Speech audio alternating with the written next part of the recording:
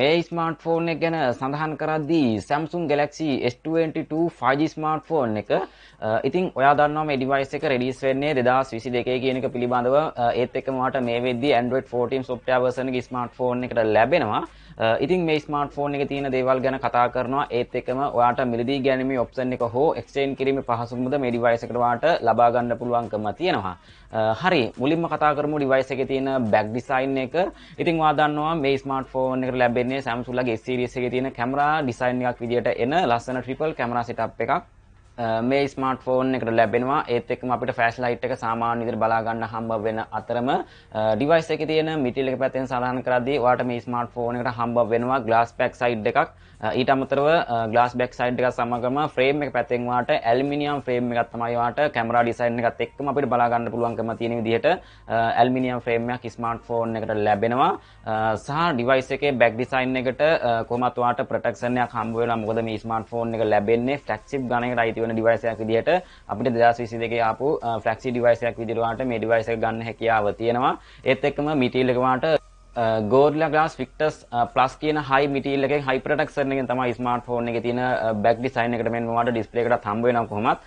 Smartphone එකේ බර ඉතින් වාට සරල බරක් විදියට ග්‍රෑම් 167ක් වගේ අතට කම්ෆර්ටබල් ඩිවයිස් එකක් විදිහට වань සලකන්න පුළුවන්කම තියෙන ස්මාර්ට්ෆෝන් එකක් විදියට මේ ඩිවයිස් එක රෙකමන්ඩ් කරගන්න පුළුවන්කම තියෙනවා. ඒත් එක්කම හීනි ෆ්‍රේම් එකක් විදියට ඇවරේජ් මිලිමීටර් 7.6ක් වගේ එන සාමාන්‍ය ෆ්‍රේම් එකක් තමයි ස්මාර්ට්ෆෝන් එකට හම්බ වෙන්නේ.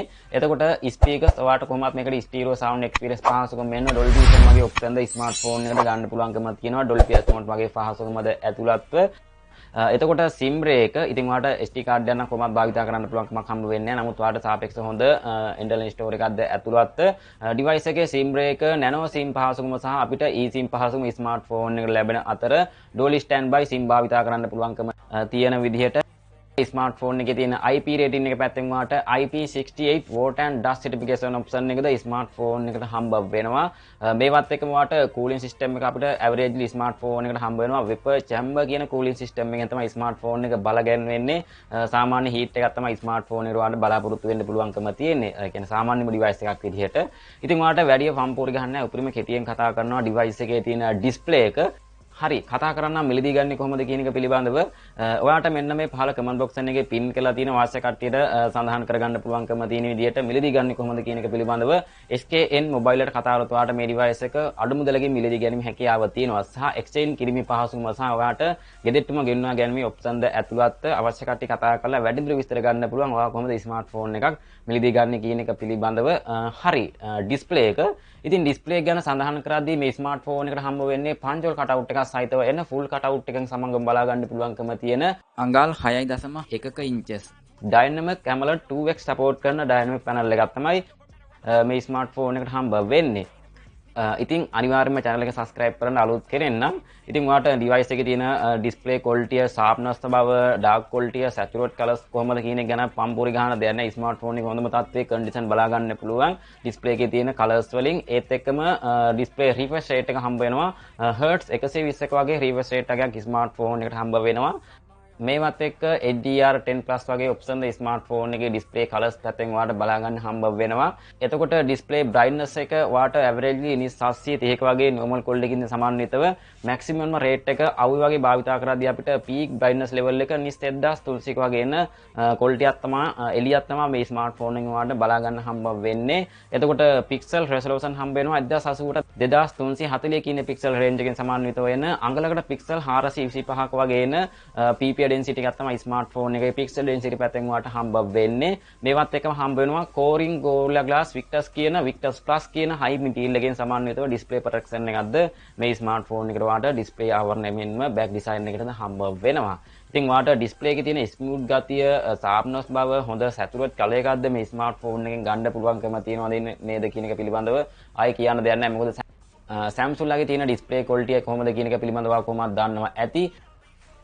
ඒත් එක්කම ඩිස්ප්ලේ කලර්ස් පැත්තෙන් වාට 60 මිලියන් වලින් ස්මාර්ට්ෆෝන් එක ඩිස්ප්ලේ කලර්ස් පැත්තෙන් වාට බලා ගන්න හම්බ වෙනවා. සහ හොඳ ස්මූත් ගතියකින් බලා ගන්න පුළුවන්කම තියෙන හොඳ රිෆ්‍රෙෂ් රේට් එකක් ස්මාර්ට්ෆෝන් එකට ලැබෙන අතර හොඳ ටච් සහන රේට් එකක්ද මේ ඩිවයිස් එකට ඇතුළත් වෙලා තියෙනවා. ඒක නිසා වාට ස්පීඩ් එක පැත්තෙන් ඇත්තටම ගැටලුවක් වෙන්නේ නැහැ. ඩිවයිස් එකේ තියෙන චිප්සෙට් එකත් එක්ක අපි කතා කරද්දී RAM එක ROM එක.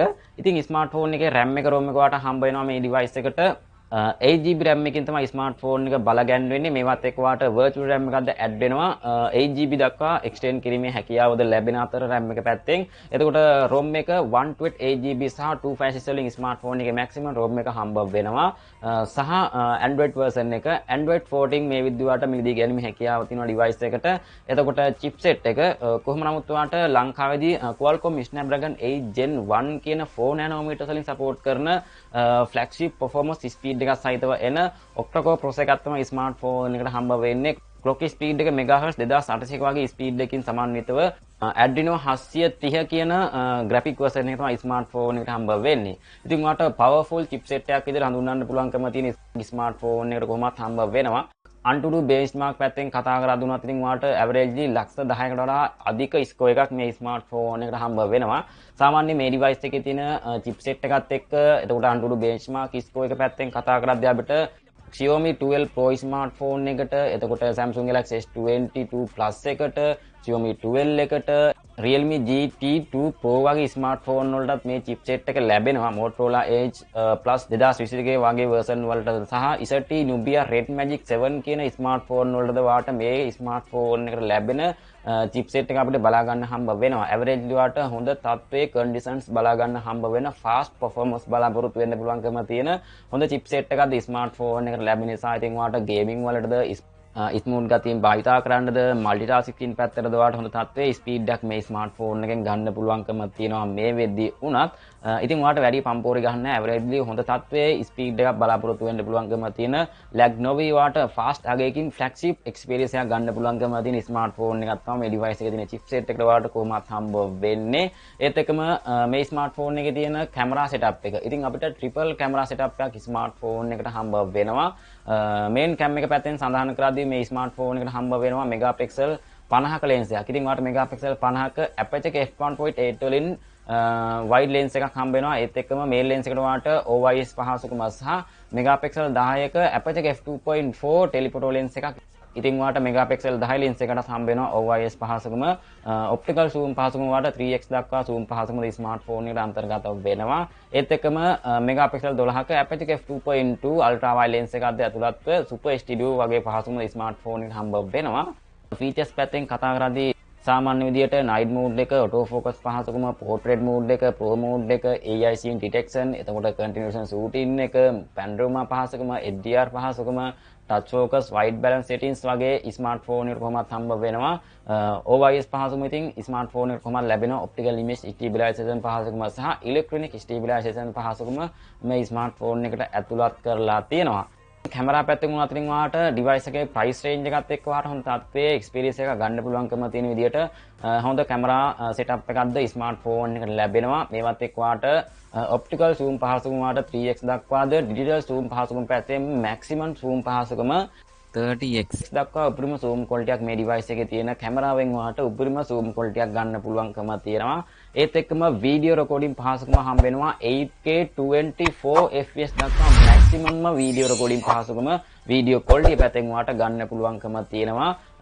stereo sound recording පහසුකමද smartphone එකට ඇතුළත්ව video recording පහසුකමද පැත්තෙන් සහ selfie කැමරාවට මෙගාපික්සල් 10ක lens එකක් හම්බ වෙනවා aperture එක 2.2 wide lens එකක්ද ඇතුළත්ව dual video call වගේ auto HDR වගේ features ද ඇතුළත්ව ඔයාට 4K 60 fps දක්වා උපරිම video quality එකක් ස්මාර්ට්ෆෝන් එකේ තියෙන selfie කැමරාවෙන්ද ඔයාට ගන්න පුළුවන් අනිවාර්යයෙන්ම channel එක subscribe කරන්න මේ channel එකට අලුත් කෙනෙක් නම් සහ device එකේ sensor පැත්තෙන් සඳහන් කරද්දී ස්මාර්ට්ෆෝන් එකට හම්බ වෙනවා in display fingerprint එකක් විදිහට ultrasonic fast fingerprint sensor එකක් තමයි මේ ස්මාර්ට්ෆෝන් එකට ස්කෑන් එක අපිට බලා ගන්න හම්බ වෙන්නේ ඒත් එක්කම හම්බ වෙනවා accelerometer එක gyroscope proximity compass සහ barometers වගේ sensors සහ අනිකුත් sensors වලින්ද සාමාන්‍ය විදිහට බලාපොරොත්තු වෙන්න පුළුවන්කම තියෙනවා device එකට battery capacity එක හම්බ වෙනවා milliampere 3700 ක battery capacity එකක් තමයි මේ ස්මාර්ට්ෆෝන් එකට හම්බ වෙන්නේ මේ හැමදේම run කරන්නේ chipset එක හරහා ඒත් එක්කම 225 watt fast charging ස්මාර්ට්ෆෝන් එකේ තියෙන charging speed එක විදිහට බලාපොරොත්තු වෙන්න පුළුවන්කම තියෙනවා 15 watt wireless charging සහ